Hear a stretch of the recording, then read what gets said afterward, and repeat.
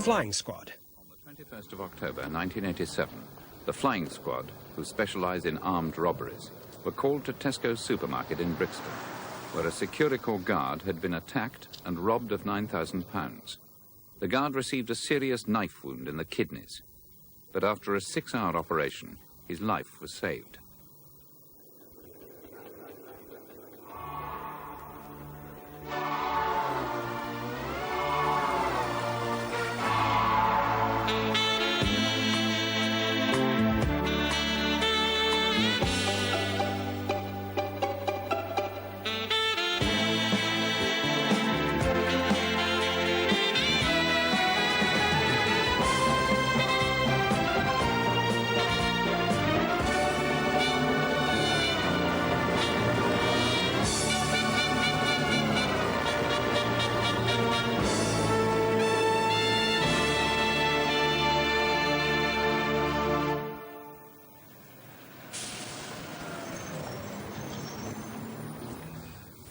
I'll just tell you very quickly. The object of today is to arrest Carlos Ricketts. We suspect him of committing an armed robbery at Tesco's. The Flying Squad operation is the result of a Tesco's security guard identifying Carlos Ricketts from police photograph albums. Ricketts made no demand. He just put the knife straight into the guard. A little fight ensued, and eventually the robber dropped the cash bag and ran across Acre Lane and towards Glendale Terrace, where we're going to sit up this morning. Chris and I have got an OP. We're right on top of him, so we'll be out straight away to follow him. We'll hopefully take him within 200 yards of his HO, once he's out of sight of his home address. The only thing that we have noticed, and we've followed him in the past, that he's well known in this area, and I'd like to get him in the vehicle as soon as possible, so prevent his parents, his friends and family finding out that he's been arrested before we go around there and search his premises. It'd be much easier if we had eyeball in his front door. You can relax a little bit more then. But to try and get an OP in his street, as it's a small dead end, it's likely that he probably knows everybody in the street. So that's why we were plumbing for this one, just covering the junction, knowing that he's got to come towards us. You take your eyes off that junction for a split second. In that split second, you're going to come round that corner and be out of my sight. You just have to concentrate. I've got no feelings towards him at all, likewise the victim. We took the statement from the victim in the hospital and we spoke with him at length. But you just have to disassociate yourself from that. I think if you become involved, it's the day that I would stop becoming a policeman. You just have to be an outsider, just trying to do your job. Detective Constable Hodgetts and his partner, Detective Constable Doherty, are two of the youngest members of the Flying Squad's Tower Bridge office. They use the long hours of surveillance to study for their sergeant's exams. What's the grounds for continued detention between 24 and 36 hours? The grounds for continued from 24 to 36? For superintendent or above, there's reasonable grounds for believing that the investigation is being conducted diligently and expeditiously. All units, he's out. He's done a right. He's got I think he's got the jacket on, Chris, that he was wearing on the robbery. You got that, Dickie?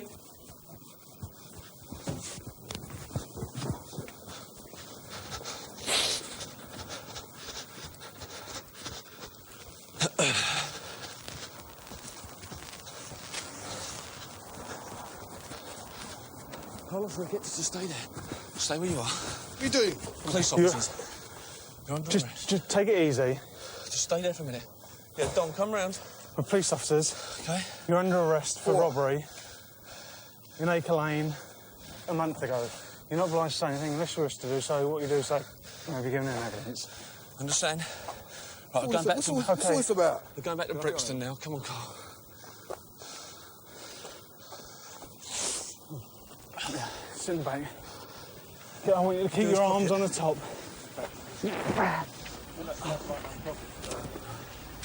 Arms on top. Bring your legs over. Okay. Keep. Anyone else getting in? Adrian, get someone else in. Yeah, Don, if you go with them. And then Terry can take back these. Paul, get in the front. Keep your hands up here. Over that way. Can you search him, please? You take You take your watch and your rings and your jewellery off, put it down there, then the officer will search you. No, hang on, You let get- us turn before you go any further. If you listen to what I'm going to say, Carlos, while you're here, you're entitled to some rights. You can have someone informed of your detention or to consult a solicitor or consult with a copy of the Codes of Practice. You can do any of those things now, but if you don't wish to, you can do so later on. There's a notice outlining your rights, together with a copy of a form concerning legal advice. Do you understand that? Lovely. If you can come and sign your name here, please, for your property. There and there. We're quite happy that we got his coat. For the knife, there was one left at the scene. That knife had no blood on it, and as you say, the guard was stabbed in the stomach. But we're told that it's not necessarily always that blood will be on a knife resulting from a stabbing.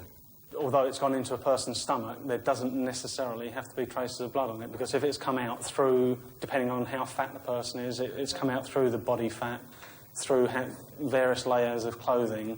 Whatever blood was on there as it's gone in could easily have been wiped off. Mr. Ricketts, you're going to be given into the custody of this officer for interview. Come on, Carlos, we'll have a chat to you, son. Straight them down. Well, we've spoken to him at length. We put certain things to him. He denies any involvement in the robbery. But not all's lost yet. We've still got the identification parades. We knew at the end of the day that it might come down to identification parades. And in view of our witnesses, we feel quite confident that he might get picked out. Brixton is the first police station in the country to introduce a special unit to run identification parades. Keith gives you the form. If you fill in the necessary description on that, we will try and arrange to have the volunteers and everything else here for 4:30. Basically, that's it. We'll do the rest for you. Lovely. Okay? Who's the solicitor that you want contacting? So Lee. Sorry? Lee Barnett. Lee Byron. No, Barnett. Barnett. Barney. We'll have to look up the number. If they're not available, Matilla's. Right, if you go back down the cells now, then once we've got in touch with them, we'll come and let you know. Okay. What are you shaking for? Come on.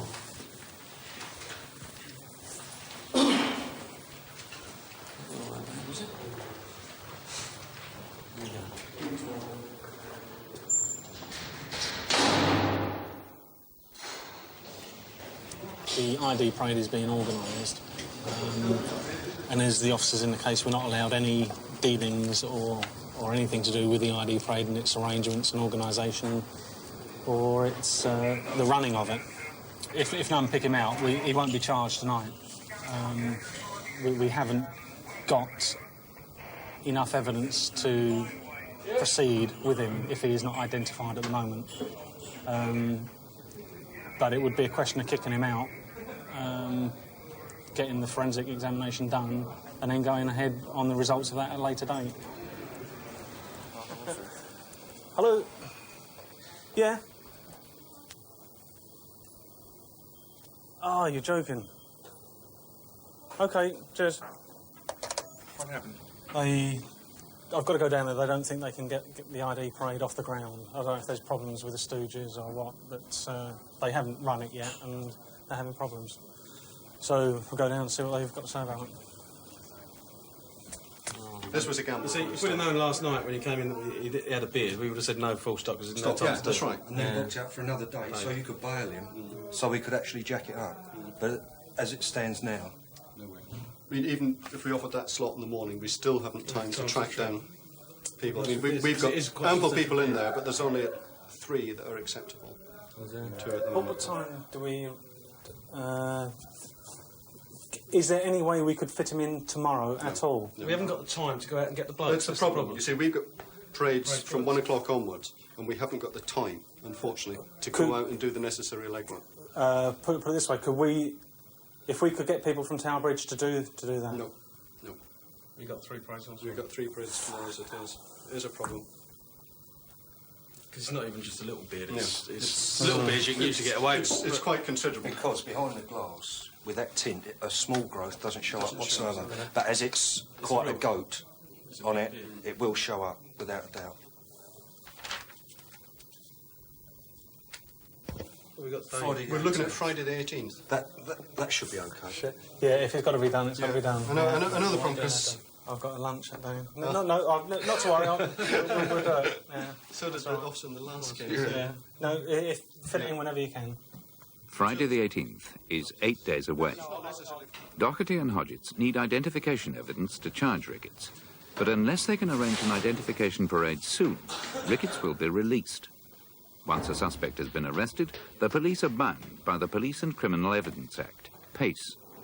This guarantees regular reviews by senior officers, and firm evidence has to be provided to keep a suspect in custody. I don't think we haven't got enough to charge him, Chris. I know the problem's like, I mean, if we kick him out, we might not never see him again. But I still don't think... Yeah, we've got... I mean, I know it's not sufficient evidence for a conviction if it was left at that. We have evidence, I think, to substantiate a charge, whether or not he's convicted of it. Well, that's not putting it right. Right, so he doesn't get picked out on the ID parades and on the 18th, so we then offer no evidence against him. I'll tell you what, we'll give it a Bill Mellish. Yeah, I think that's probably the best thing. Speak with Bill Mellish, see what he's going to say. All right. Detective Chief Inspector Bill Mellish is in charge of the Tower Bridge office of the flying squad. Yeah, a bit of advice on identification and whatever.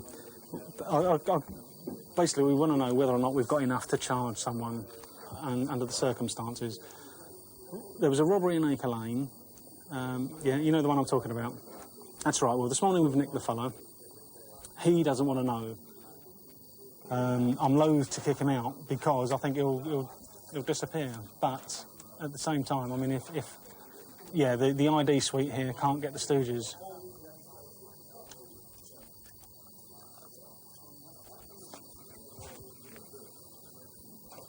Okay. Yeah, thanks, Don. Yeah, I'll speak to you later anyway. Cheers. See you. Yeah, he says no. But what he suggested is, even if the ID suite can't do it, how about either moving him to somewhere else, or forgetting about the suite, ramping up our own parade with a duty officer here, trying to get one together sometime during the night. I mean, if she can't make, if the brief's got to go, then we'll get him other representation. I mean, if they can't think about getting Stooges this time of night, I mean, where are we going to get the personnel from? Well, let's go and sort her out. She can go. Yeah, get rid of her. Yeah. And we'll decide what to do with him. Right. Ricketts' solicitor has arrived, and after talking to her client, she meets Doherty and Hodgetts in the identification suite. Obviously, we can't hold a parade here. No.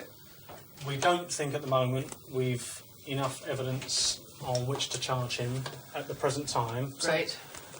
But however, at the moment, we're not releasing him as yet because we are going to try and get an ID parade together, possibly at another station even. This evening? We'll try this evening. If not, we'll try and see if we can keep him till tomorrow. Well... What? Well, I'll wait and see what the inspector says after PACE, because he's due for a review, and we'll see what happens at that review, if you don't mind me being there present at that, and I'll see. No. Because I don't think at the moment you've got enough. If you can't charge him, they can't do an ID. I can't see you logically having another ID. So are you tonight. saying, then, that at each review, if you've not got any evidence to charge him, you should kick him out? No, of course Well, not. I'm just that's saying the that you position we're haven't in. got an ID parade, you've got him with a fixed address, you've got another date. I don't see the point trying to hold him to tomorrow, to take him to a court, so we have to get him bail again. I mean, I don't see the point. Well, I mean, you will have to take him to court if you hold him and you can't do anything. I mean, you'll have to take him to court. You've held him since 10 o'clock this morning. Yeah, not until tomorrow afternoon. All right, tomorrow afternoon. Why on earth can't you just come back on the 18th of December when it's been agreed? Because at the moment, I don't think he'll turn up. Well, do you happen to know he's on another case at the moment? I don't. He's on a surety. Well, if I could tell you about that other case, he's on bail at the moment with a £1,000 surety due to appear. With no disrespect, whatever he's on, if we can get him sorted out whilst he is in police custody and we can do it within the terms of PACE, we will do it.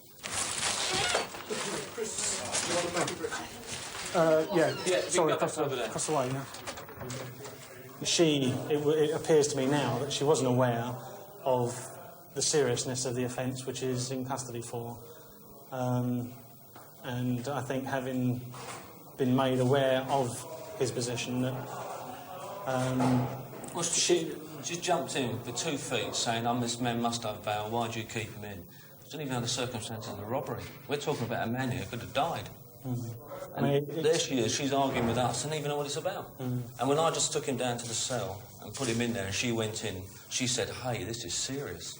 This is the first time that she's realised that what the charge that he's facing down there.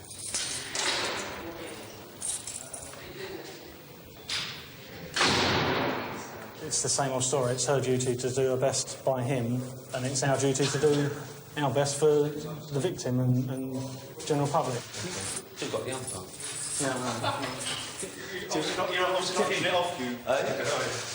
Under the Police and Criminal Evidence Act, each certain period, his detention has to be reviewed by an inspector if it's before he's been charged.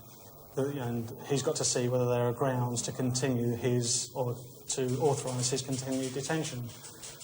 I think, and we think, that there's ample grounds at the moment because we're still making inquiries into the offence. I mean, naturally, I've got to look at the bail aspect between today and tomorrow. I mean, there's no way we can hold that ID parade before midday. I mean, time we get out together first thing in the morning, get our witnesses, get our stooges in, get the inspector, we have to brief, obviously, tomorrow. There's a long time between now and tomorrow afternoon to hold, just for the purposes of an identification parade. Yeah, the investigation is meant to be conducted as quickly as possible. And if we're not doing it, we've got this massive delay in between. So what I'm saying, if we try and do an ID parade tonight, we can hold it. Yeah. There's no problem with tonight. It's having this massive time delay in between. We'll have to try. Firstly, what would be the position if your troops could stay on duty to assist us if our end authorised the overtime? It would need to be a direct order because we're down to 3 troops now. That's your problem. So but you're finishing at 8, aren't you? We finish at 8, yeah. But if they're willing to stay on, Well, if they're and our people were willing to pay their overtime... Yeah, but you wouldn't, unless I'm here, you will not use the suite. Oh, no, I'm not talking about the suite. Yeah. Forget the suite. No, then you must deal with Brixton. Yeah, the inspector... Completely. Yeah. And PCs and everybody else. Oh, yeah, not at all. What about your contacts? No, I think if You won't get them. you won't, not being funny, You you won't won't get them. It's not as easy as that, because I can assure you, if we could have got them for you today, we would have done so. It takes time. I mean, you've got to realise that U-Block is quite distinctive, racially. We had 14 volunteers in here for that parade. 14. You'll be You're out talking there about midnight. hours on end. You know the lady concerned, I may be wrong, but whereas I think we might have negotiated, because she has been, I don't know what your view is of her, but she's always been very fair here. We've clashed straight away. That's right, that's right. I think the problem was with her, she didn't realise what... We could have had to, if we'd had enough facing. of 5, if we'd had 5 or 6 out of the 8, roughly, she would have accepted that. But I think she may now say to you, I want 8. Yeah, And being you awkward, can't yeah. odds it. You can't odds it. She wants to get off and do some... That's right. That's right, I know. I mean, obviously there's personalities involved now, but I think whereas she would have accepted a Less. little bit more, less, that's right. We have always found her Quite helpful. quite helpful, yes. Believe it or not, regardless of how you've had dealings with her. It's annoying. But, I mean, looking at practical, there's no way we're going to get an ID off tonight. They know what they're doing in there. Just don't want to tell this bird, this one.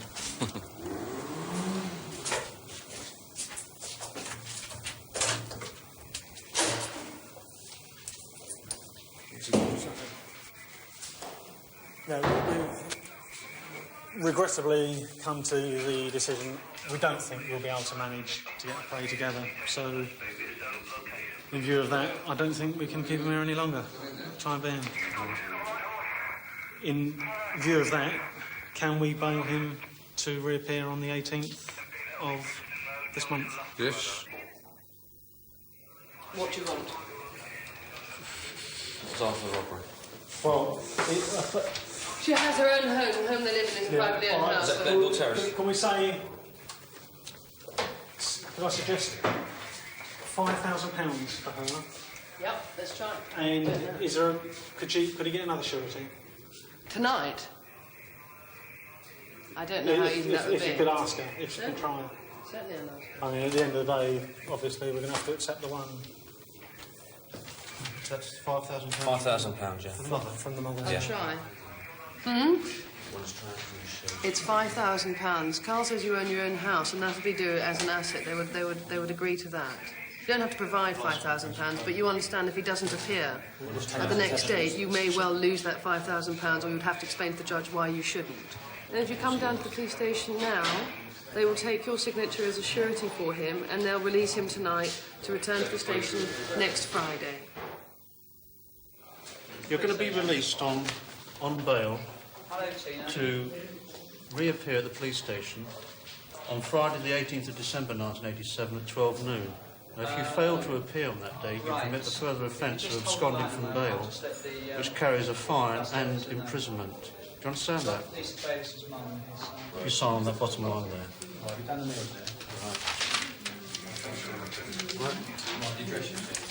One Fairfax House. Yeah, really? I'll see you back on the 18th. Yeah. Thanks. Bye. So, after all that, he was released. That's right. Much against our will, but our hands were tied. See how it goes. I mean, if he turns up, then all it's done is delayed whatever was going to happen today. If he doesn't turn up, then back to the drawing board. Have to wait and see. Do you think he will turn up? I don't, no.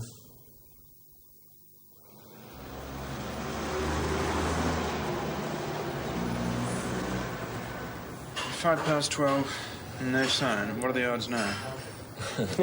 It's still iffy. Oh, yeah, I mean, if he's going to come, it's not going to be unusual For being 5 for 2 someone to be late. So, I mean, there's no significance in the fact that he's not here as yet. The only problem we could have if he pushes on being much later is our witness is going to come in the same door he's going to come in. So that could mess up the identification, but we'd have to go out and stop that. At 12:15, Carlos Ricketts arrives at Brixton Police Station. He's downstairs. Yeah, I know, I've just been down. And it looks like there's a couple coming in for the ID parade as well. Just spoke with the inspector. Miss Baker is at Crown Court at the moment, but she won't be very late. This time, enough men who look like Ricketts are found, and the identity parade takes place. The result here is out of 4 witnesses, only 3 attended today. The 4th one's got a problem. But one person's identified him, which is the security guard from Tesco's, which is a good result, really. He was the strongest, certainly out of those 3, wasn't he, Chris? Without a doubt. It's unfortunate the 4th person couldn't make it today, but we'll hold another ID parade for her at a later stage.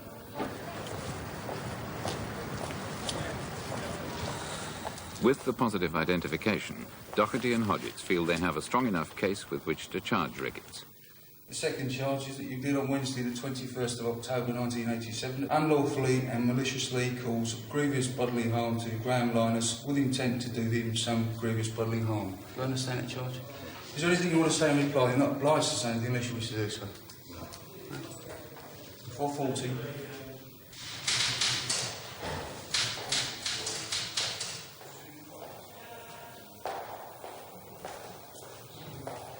See you in the morning.